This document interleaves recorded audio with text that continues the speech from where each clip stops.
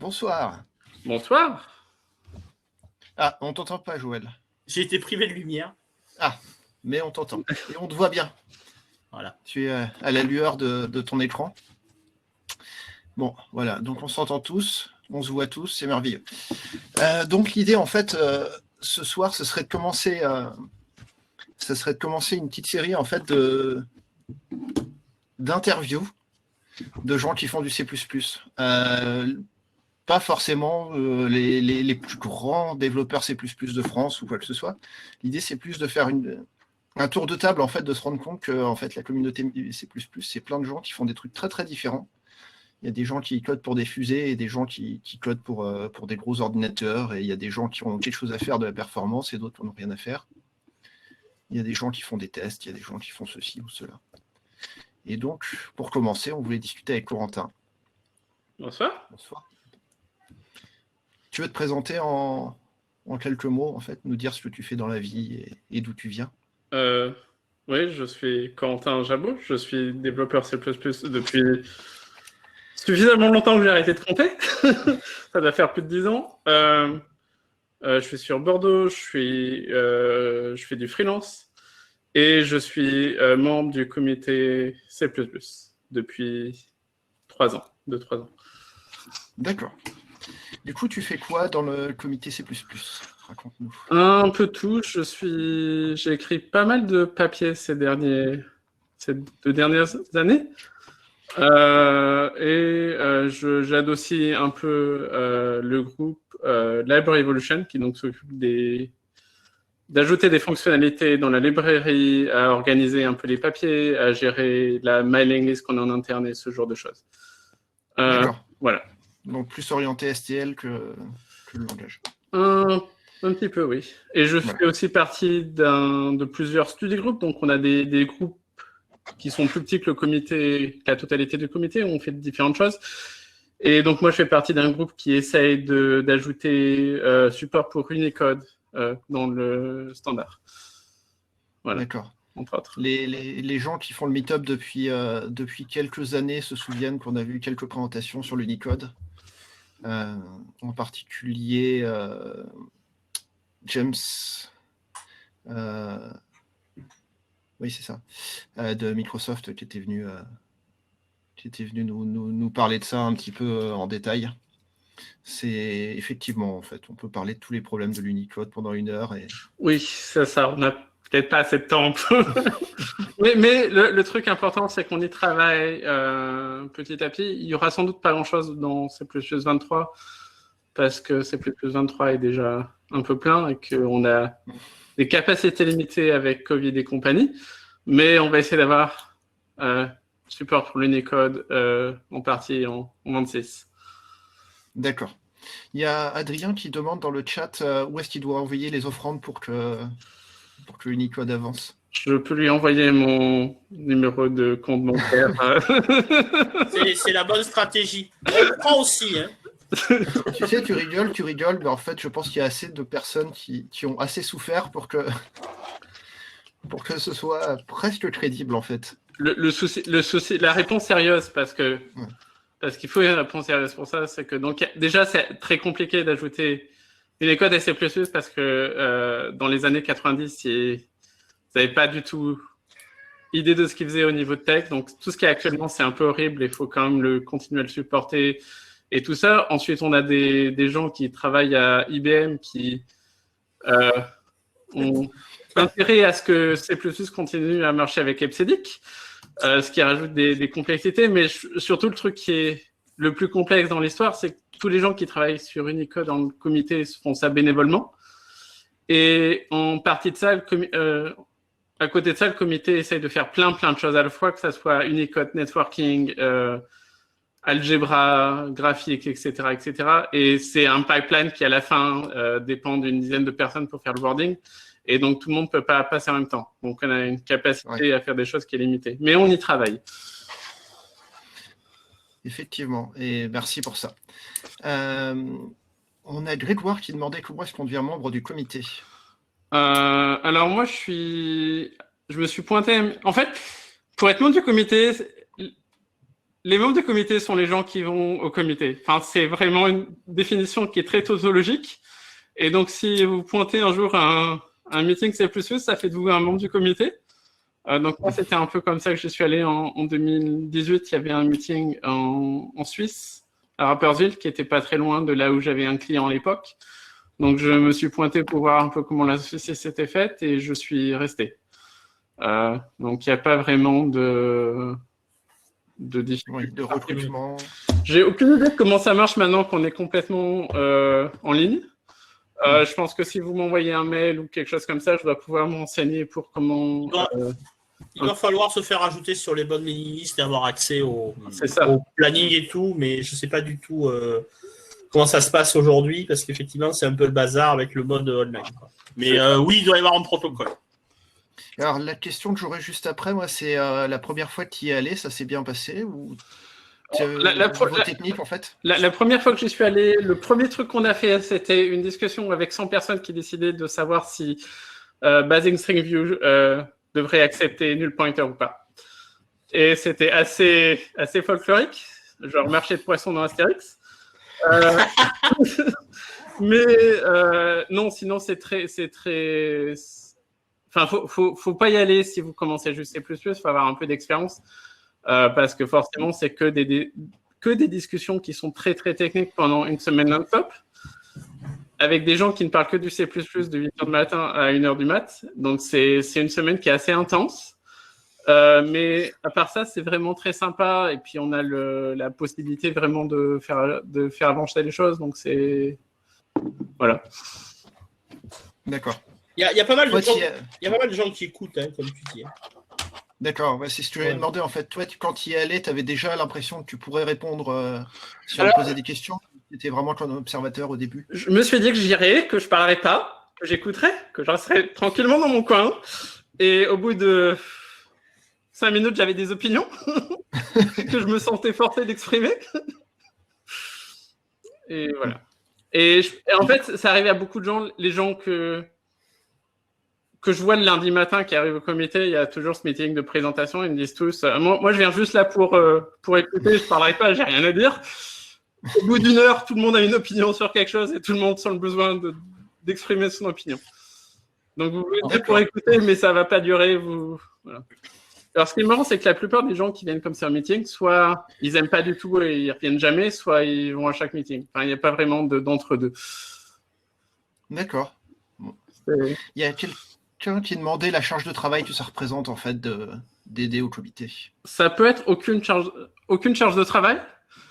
Et donc vous venez juste, vous participez si vous écoutez, voilà, on écoute, vous donnez votre avis et voilà.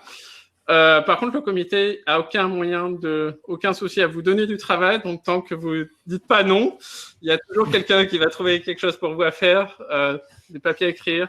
Généralement, si vous faites une proposition de quelque chose pendant une réunion, quelqu'un va vous dire t'as qu'à écrire en papier. Et voilà, et c'est comme ça qu'on peut se donner plein de travail. Mais après, sinon, la plupart des gens viennent juste pour participer, discuter, et ça représente aucun travail. Moi, je me suis laissé aller un petit peu dans le sens où du coup, j'écris plein de papiers, ce qui est énormément de travail. Je gère aussi des trucs, comme je disais, pour les mailing lists internes et tout ça. Donc, si vous voulez du travail, on peut vous en donner. Donc, l'idée, c'est si vous voulez éviter que Corentin fasse un burn-out, merci d'aller participer. Sinon, c'est lui qui écrira les papiers.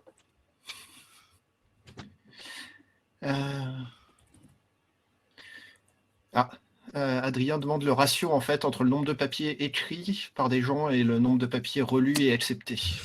J'en ai aucune idée. On évite de dire non, ce qui est de plus en plus un souci.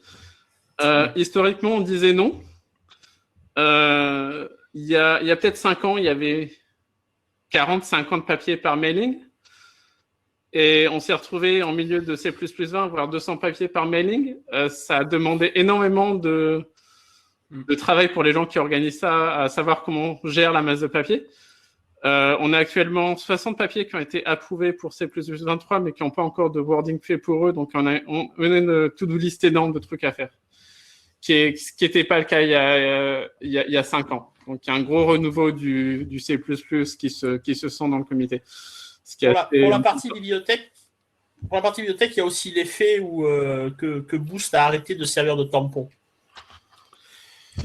Il y a eu un moment où la première question qu'on te posait quand tu venais avec j'ai la bibliothèque std tutu, c'était c'est passé dans Boost, et à la réponse c'était non, c'était tu reviens quand c'est fait. Et quand les gens ont commencé à plus passer par Boost, parce que Boost c'est devenu ce que c'est devenu, et ça a augmenté énormément la quantité de papier qui arrive surtout dans les librairies. Je pense que dans le langage, ça va encore. Dans le langage, ça va. Mais le langage, c'est beaucoup plus difficile d'ajouter des choses et ça demande beaucoup plus de travail. Et on demande quand même la plupart du temps aux gens d'avoir une implémentation. Et c'est une barre un peu plus haute de demander une implémentation dans le compiler. Donc, je pense que c'est ça qui limite aussi le... Ouais. Alors, la question de Clément, du coup, c'est est-ce que tu te sens pas un peu coupable en fait d'avoir rajouté encore plus de papier à relire? Alors, c'est sûr que du coup, ces derniers temps, je me suis demandé si les trucs que je proposais étaient prioritaires par rapport à ce que d'autres gens proposaient, et c'est pas toujours le cas. Donc, du coup, j'ai fait des choses qui vont un peu attendre 2026, je pense, parce que tout le monde doit faire l'effort de savoir aussi quoi faire en priorité et ce genre de choses. Donc, ça demande de... mais après, le but, c'est qu'il ne faut pas écrire des... En fait, écrire un papier, ce n'est pas forcément un objectif qui est louable. La question, c'est est-ce que vous avez quelque chose que vous pensez est nécessaire pour C++? Et je pense qu'en plus, le comité est vraiment passé dans une phase où la question, c'est vraiment est-ce que c'est nécessaire plutôt est-ce que ça serait utile? Parce que tout est utile à quelqu'un et on a tellement de trucs à faire que s'occuper des choses qui pourraient peut-être être utiles à quelqu'un, ça devient difficile. Voilà. D'accord. Ouais, du coup, il y a des discussions sur le chat en fait de comment est-ce que c'est en train d'évoluer en ligne maintenant depuis. Ça, oui, parce que donc le comité, pour les gens qui ne savent pas, en temps normal, on avait un meeting qui durait une semaine 3 fois par an.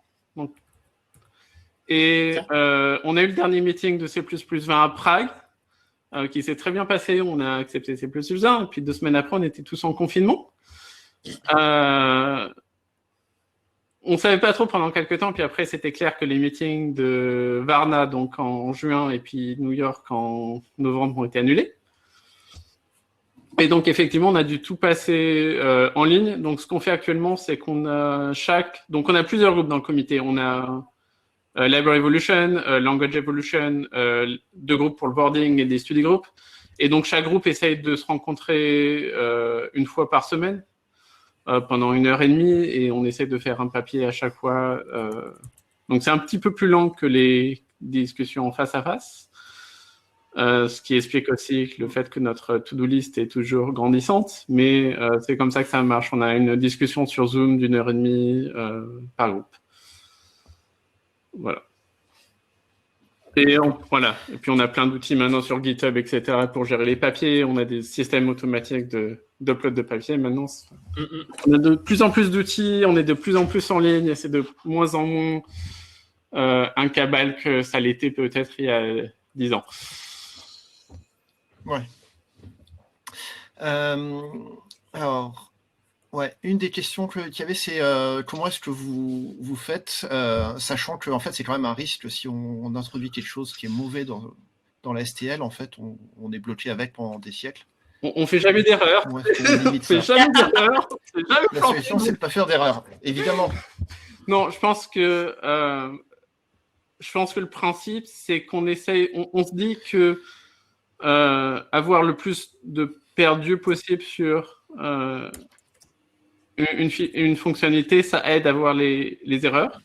Ouais. Donc, on a plein d'étapes. On décide pas de choses rapidement. Généralement, un papier va avoir 2, 3, 4 meetings selon la taille du papier. Et puis après, il y a des étapes de boarding, il y a des étapes d'incubation de plusieurs mois. Donc, s'il y a des erreurs, généralement, les gens vont le voir. On demande aussi aux gens d'arriver avec une implémentation de plus en plus, surtout pour les pour les grosses features, ou les features où on a des inquiétudes, on demande aux gens d'implémenter, de faire tester ça, voir si les tests de la librairie continuent de passer, etc., voir si c'est actuellement implémentable, histoire de ne pas répéter le truc avec export template, qui était intéressant. On n'en parle pas de ça, non? On n'avait pas dit qu'on n'en parlait pas. Donc, export template, c'est une feature qui a été ajoutée en C++ 98, je crois. Ouais. Et en fait, ça a pris à peu près 5 ans pour être implémenté dans EDG. Ça marchait jamais bien. Et donc, du coup, ça a été retiré en C++ 11 parce que c'était tellement pas implémentable qu'ils ont dû réécrire la moitié du compilateur pour que ça marche de façon locale. Et donc, c'est un truc qui existait avant, qui n'existe plus et dont on ne parle pas. Tu sais que le garbage collector va suivre la même route, là. Et le garbage collector, oui, ça va être supprimé en C++. Ouais, ça va être supprimé parce qu'en fait, personne ne l'a jamais implémenté, en fait. Ah. Alors, on a une autre question de Joachim sur les gens disent qu'il y a trop de trucs qui rentrent dans le C++. Qu'est-ce que le comité en pense? Et moi, je vais rajouter un truc, c'est est-ce qu'on va commencer à faire sortir des trucs massivement? On évite de faire sortir des trucs. Parce que le problème, c'est quand on fait sortir des trucs, les gens ne mettent pas à jour leur version de C++. On essaie quand même que les gens puissent aller d'une version de C++ à une récente. Je trouve ça un peu triste qu'il y ait toujours des gens qui soient sur C++ 11 ou sur C++ 98 en 2020. Et plus on casse de trucs, plus ça rend difficile pour les gens de mettre à jour. On le fait de temps en temps quand c'est vraiment des features foireuses, genre auto-pointer, ça a été supprimé parce que c'était pas possible de l'utiliser correctement. Donc quand il y a comme ça vraiment une feature qui est absolument pas utilisable ou qui ne peut pas être bien utilisée, on la supprime. Quand on fait des dépréciations, ça marche pas forcément bien, soit parce que les implémenteurs décident de pas faire le warning ou parce que les gens ignorent le warning et que finalement, 5 ans après, c'est toujours déprécié. Il y a des trucs qui sont dépréciés dans la librairie standard depuis 98 et les gens sont pas forcément au courant que c'est déprécié. Je savais pas qu'il y avait des choses dépréciées en 98. OSStream, something... OSTR stream. Des vieux trucs qu'ils ont mis de base et qui ont été dépréciés directement et que les gens utilisent toujours. Non, voilà. Le truc correct est dans le chat. Ouais, STR voilà. stream. Ouais. Ah d'accord, mais ok. Et donc on évite de supprimer des trucs sauf si c'est vraiment nécessaire. Et on essaye de faire ça de façon à casser le moins de code possible, parce que le but c'est pas de casser le code des gens. Ouais. Après, on peut discuter de la philosophie de ne pas casser du code de gens qui n'y ont pas touché depuis 95, tu vois. Oui, voilà. Voilà. Le problème, c'est que voilà. Parce que C++ 03, c'est quoi? C'est GCC 4.3. Le compilo, il a 12 ans, quoi. 15 même. Le problème, c'est que les gens qui utilisent C++, il y a des gens qui utilisent C++ qui l'utilisent pour cette raison, parce qu'ils attendent du comité qu'on casse pas. C'est souvent des gros gouvernements ou genre la NASA qui a fait des trucs effectivement il y a 40 ans et qui sont pas touchés. Le système bancaire qui met à jour leur infrastructure tous les 40 ans, ce genre de choses. 400 ans. Voilà, donc c'est un peu...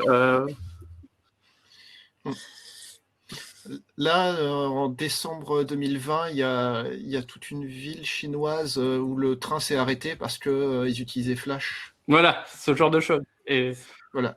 Et effectivement, ouais, c'est ça, quand ton avion utilise du C++ 98. Et après, la grosse difficulté, je pense qu'on a, c'est en termes d'enseignement. Il y a plein de gens en fait qui se demandent à quoi ça sert d'utiliser C++ 11 ou C++ 20. Quels sont les bénéfices de mettre à jour, et mon code il marche très bien comme ça, et je connais C++ 98 depuis 40 ans, j'ai pas envie d'apprendre quelque chose de nouveau. Ça c'est dur à combattre. Et généralement c'est ces gens-là qui disent que C++ ça grandit trop vite, que ça devient trop complexe. Moi j'ai l'impression, après j'ai peut-être une impression un peu biaisée, mais mon impression c'est que C++ devient plus simple.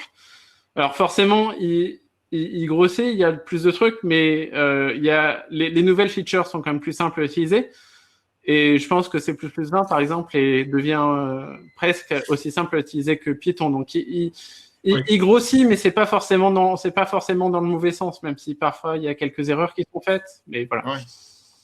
On a un slice of life dans le chat où quelqu'un nous dit que le pire, c'est qu'il nous casse les pieds en entretien avec des questions en C++ 17, et puis tu débarques dans l'équipe de dev et ils font appel du C++ 11. C'est ça. Donc on va tous presser F dans le chat, voilà. Mais il y a ça, et le truc qui est rigolo, il y a aussi, en fait, je pense qu'inconsciemment, les gens, c'est pas qu'ils ont peur que ça devienne plus compliqué, ils ont peur que ça change. Et la peur du changement, c'est un truc qui psychologiquement est infernal à lutter contre. Moi, j'ai eu des histoires où les mecs, ils étaient pas contents parce que tu vois, nul PTR, c'était dangereux, tu vois. Tu savais pas ce que tu mettais dans tes pointeurs. Ouais. Et là, tu as un moment où tu sais, genre, qu'est-ce que tu veux lutter contre ça, tu vois. Après, c'est sûr que ça demande un certain investissement d'apprendre les nouvelles choses et que. Oui, mais les gens n'ont pas envie d'apprendre. Voilà, les gens n'ont pas envie d'apprendre, et puis la plupart des gens vont pas au meeting, ils vont pas au meet-up, ils vont à rien, et ils lisent pas forcément de livres non plus, donc ils sont pas forcément au courant de ce qui se passe. Et... Ben, le truc, c'est qu'effectivement, on est en train de... Dans les meet-up, en fait, ce sont des gens qui s'intéressent au C++, alors que les utilisateurs de C++ sont aussi beaucoup des gens juste qui cherchent à faire quelque chose. Voilà, ils cherchent à allumer la lampe là. Tout. Après, je m'en tape, quoi. Et une fois que ça marche, ils n'ont pas forcément envie que ça change. Je pense que c'est Kyle Gregory qui parle de la masse noire de développeurs. C'est un peu comme un iceberg. En fait, les gens qu'on voit en meeting, en conférence, c'est 1% de la communauté. Il y a... Ouais. C'est ça, voilà. Il y a 5 milliards de gens qui font du C++, et la plupart de ces gens-là n'ont jamais été à un meeting de leur vie ou une conférence de leur vie, et donc ils n'ont pas forcément aucune idée de ce qui se passe. Et l'autre souci, c'est que les gens en université font pas non plus l'effort de mettre à jour leurs cours. Et pas tous. Il y en a qui essayent. Hein. Alors, nous avons un professeur d'université. Il y en a qui essayent, mais voilà, c'est pareil. Qui a à dire hashtag not all prof d'université. Hashtag not all academics, quoi. Mais non, mais c'est dur.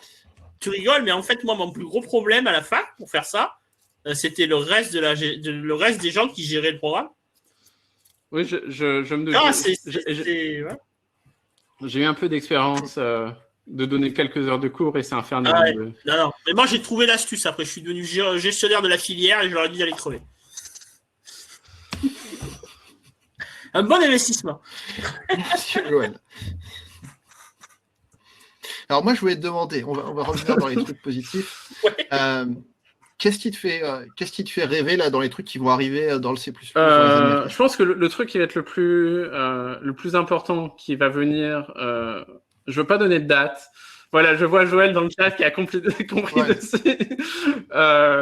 On va dire 26 parce que il faudra un miracle pour que ça arrive en 23, mais ça va être réflexion. Donc pouvoir faire de la réflexion en C++, ça va permettre d'exprimer des choses qui sont juste pas possibles d'exprimer actuellement. Par exemple, implémenter Qt sans MetaObject Generator. Pouvoir convertir une enum en string sans utiliser de macro ou de trucs infernal de ce genre-là. Et après, il y a cette idée d'introspection avec code génération, mais ça, je pense que c'est encore plus loin dans le futur. Ouais, c'est pas stable. Les gens ils sont pas d'accord entre eux sur comment il faut que ça marche. On y travaille, mais on va dire 26, 29 pour ce genre de choses. Un autre truc qui va sans doute arriver en 23, si on a un peu de chance, ça va être le pattern matching. Donc ça va remplacer tout ton talk sur Visit, que tu vas pouvoir écrire en beaucoup plus simple, avec meilleur code génération, et ça va permettre de faire du pattern matching sur des types, des valeurs. Donc ça va remplacer plus ou moins switch, des des expressions, enfin plein de genres de choses différentes comme ça qui vont permettre de remplacer plein de code avec plein de if et ce genre de trucs. Alors pour le pattern matching, je crois qu'avant-hier, Matt a uploadé sur Godbolt une version Clang expérimentale où on peut déjà faire Mumuse avec le pattern matching. Voilà, c'est ça. Et j'ai essayé tout à l'heure de faire du pattern matching sur variante, mais ça marche pas. Donc j'ai pas pu passer dans le on a fait la même chose. Ça marche pas encore, mais voilà. Donc. D'accord. Je partage beaucoup ton excitation sur le pattern matching. Ça a vraiment l'air super sympa ce qu'il propose. Je partage pas du tout ton excitation sur l'introspection, mais c'est ton interview, donc je ferai une présentation d'une heure pour expliquer pourquoi il faut. Alors, on avait une autre question similaire, mais miroir, c'est qu'est-ce qui te fait peur dans ce qui arrive? J'essaye d'empêcher Networking d'arriver. J'aimerais bien que Networking n'arrive pas. Le problème, c'est qu'il y a beaucoup de gens dans le comité qui, pour des raisons que je ne comprends pas forcément, veulent Networking. Il y a aussi des gens qui ont travaillé sur ça pendant 10 ans et c'est difficile de leur dire non. Mais je pense que le Networking dans l'état dans lequel il est, c'est quelque chose qui n'est pas... C'est pas quelque chose qui n'est pas forcément prêt d'être dans le standard. Le comité est pas prêt à travailler sur networking parce que c'est une feature de haut niveau et le comité n'est pas vraiment, pas vraiment d'expérience pour faire du haut niveau. Parce que, en fait, plus une feature est de haut niveau, en fait, plus il y a de choix possibles dans le design space. Et c'est fini, là. Et on n'arrive pas à trouver de compromis. Il y a le souci qu'on ne peut pas avoir de crypto dans le standard pour tout un tas de raisons. Et il y a le souci qu'on essaye. Un des trucs qu'on fait en C++23 et qui nous prend énormément de temps, c'est de travailler sur ce qu'on appelle exécuteur. Et donc exécuteur qui est surtout Sender Receiver Scheduler. Et donc ça, c'est on aimerait que ça soit un modèle universel pour tout ce qui est librairie asynchrone en C++. Donc, on essaye de faire ce framework pour l'asynchronie en C++. Et le souci avec le networking, c'est que c'est un framework différent qui ne colle pas avec le framework sur lequel on est en train de bosser. Donc, on aurait plusieurs modèles d'asynchronie qui ne composent pas dans le standard, ce qui est un peu un désastre. Mais voilà, donc pour revenir à ta question sur des trucs qui vont arriver bientôt, il y a cette idée d'exécuteur. Côté librairie, on essaie de voter donc sur les exécuteurs, qui est ce modèle pour la synchronie avec support pour les coroutines. Parce qu'on a mis les coroutines en C++20, mais aucun support dans la librairie. Et dire que pour le moment, écrire des coroutines, c'est une feature qui est, pour les experts, c'est un peu un euphémisme. Donc, on va essayer de mettre support pour ça dans la librairie en C++23 pour que les gens puissent actuellement utiliser les coroutines. D'accord. Il y a quelqu'un qui demandait un peu d'explication sur pourquoi des choses comme la crypto, il faut pas... alors, le souci avec la crypto, c'est que généralement, ça évolue plus vite que le standard. Donc, nous, on peut faire vraiment une version tous les 3 ans. On n'a aucun process pour fixer des bugs de sécurité. Donc, s'il y a un bug de sécurité dans le standard, on n'a aucun process pour gérer ça. Un des autres soucis, c'est qu'aux États-Unis, ils sont pas censés exporter des trucs qui ont affaire à la crypto. Voilà. Et le ISO, c'est un truc international. On ne sait pas trop légalement si on pourrait. Je ne sais même pas si on peut en discuter, en fait. D'accord. Je sais même pas. Voilà, on sait même pas si on peut en discuter. Il y a le souci de est-ce que si on met un algo crypto dans le standard, est-ce qu'il va toujours être valable dans 3 ans?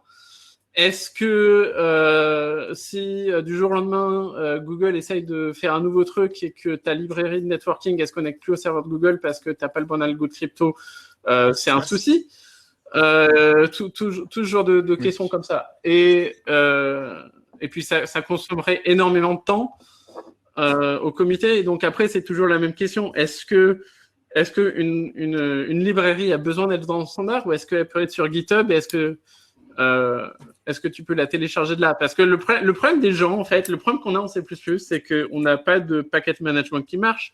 On n'aura probablement jamais de packet management qui marche en C++. Et donc, les gens, la solution des gens, je veux pas rentrer dans cette conversation parce que on y sera encore 1h du matin. Mais la solution des gens pour résoudre le package management, c'est OK, on va tout mettre dans le standard. Et comme ça, le standard, c'est notre package manager. Et ça marche pas vraiment parce que le standard, c'est un process qui est très lent. Et toutes les librairies n'ont pas besoin d'être revues par 300 personnes avant d'être disponibles au public 3 ans après. Parce que c'est ça, le networking, ce que je comprends pas non plus, c'est que le networking tel qu'il est proposé dans le standard, c'est un petit subset d'une librairie qui s'appelle Asio, qui est header only et qui est sur GitHub. Et donc, ça prend 20 secondes de rajouter cette librairie dans votre projet actuellement. La mettre dans le standard, c'est une perte de temps énorme pour le comité. Mais je vais être très clair que c'est mon opinion personnelle et que officiellement le comité travaille sur networking et il y a un study group pour ça et on en a mis une priorité pour C++ 23 si on a le temps. Je pense que l'erreur fatale, c'est qu'on n'a pas mis de chapeau en haut pour dire au-dessus de ça, c'est pas le standard. Et je pense que ça, c'est une grosse erreur qu'on a faite parce que sinon, je veux dire, c'est quoi? C'est le rendu 3D en 2032, tu vois. Tu t'en sors pas. Le souci dans le comité, c'est qu'on n'a pas vraiment de... Vu que c'est un truc ISO et qu'il y a des règles, etc., on n'a pas vraiment possibilité de dire non sans au moins regarder le papier et en discuter. Et s'il y a une majorité de gens qui veulent en discuter plus longtemps, on est un peu obligé d'en discuter plus longtemps. Donc, on ne peut pas dire non. Donc, si vous faites un papier pour C++, on va sans doute le regarder. Il y a moyen qu'il arrive en bas de la queue et qu'on y arrive... On n'ait pas le temps de regarder, mais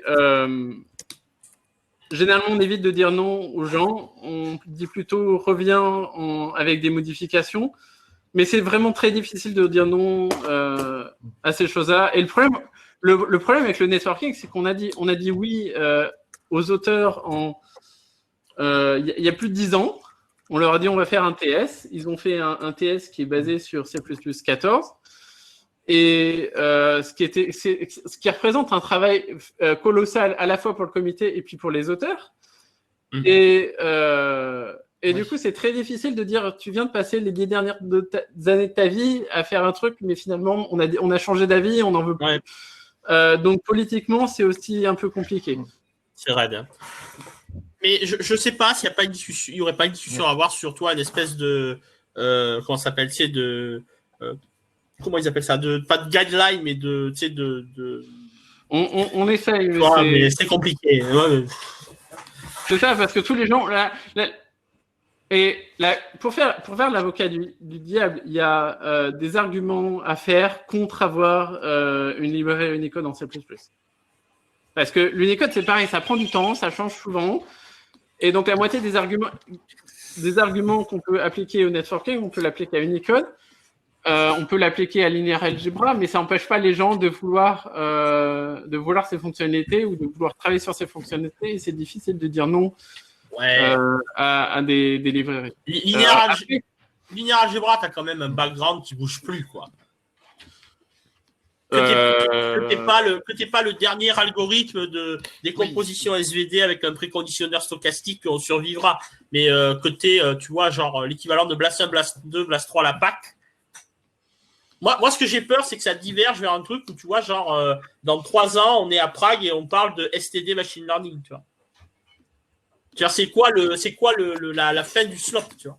Est-ce que tu sais qu'il y a... Oui, je sais, c'est pour ça que je le mets sur la table. Est-ce qu'il y a un site du groupe Machine Learning, je ne sais pas ce qu'ils font. Mais je ne veux même pas savoir, moi non plus, mais je pense qu'eux non plus. Si, je pense qu'en fait, ils essayent de rajouter des data structures, genre graphes et compagnie. Après-demain, elles seront 18.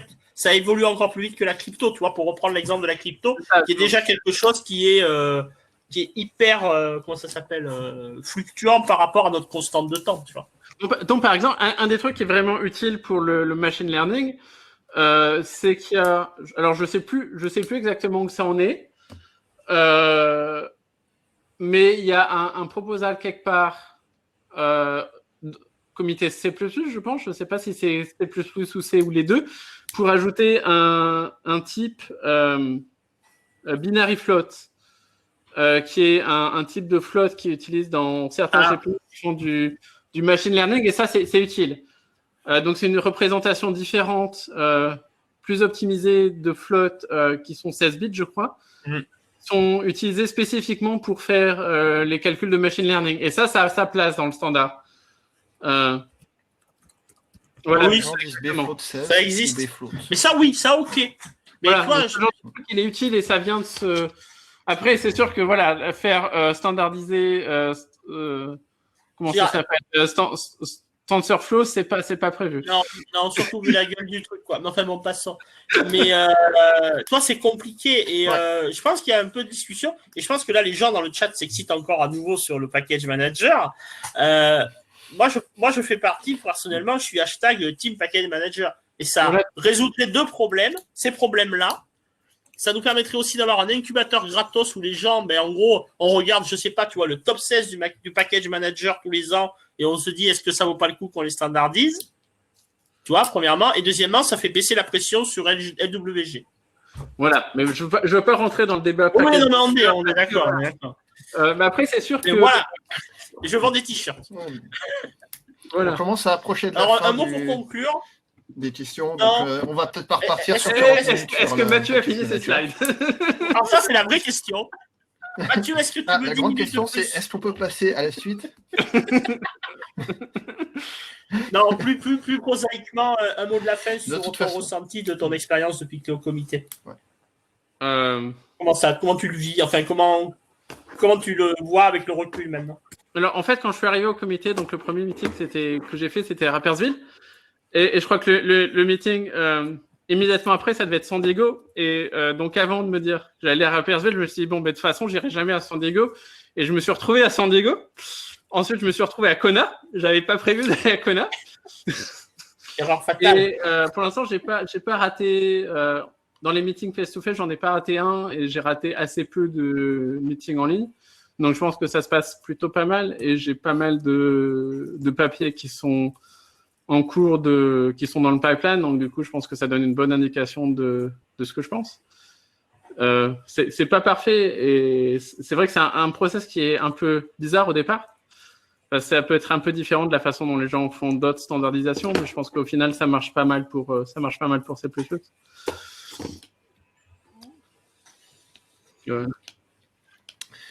Écoute, merci beaucoup pour cette demi-heure, cette longue demi-heure. J'espère que les gens... On est parti un peu dans tous les sens, mais je pense que c'était quand même intéressant. C'est le format. Voilà. On a essayé de suivre le chat, alors après, j'espère que... donc, on va avoir une petite pause là d'une dizaine de minutes.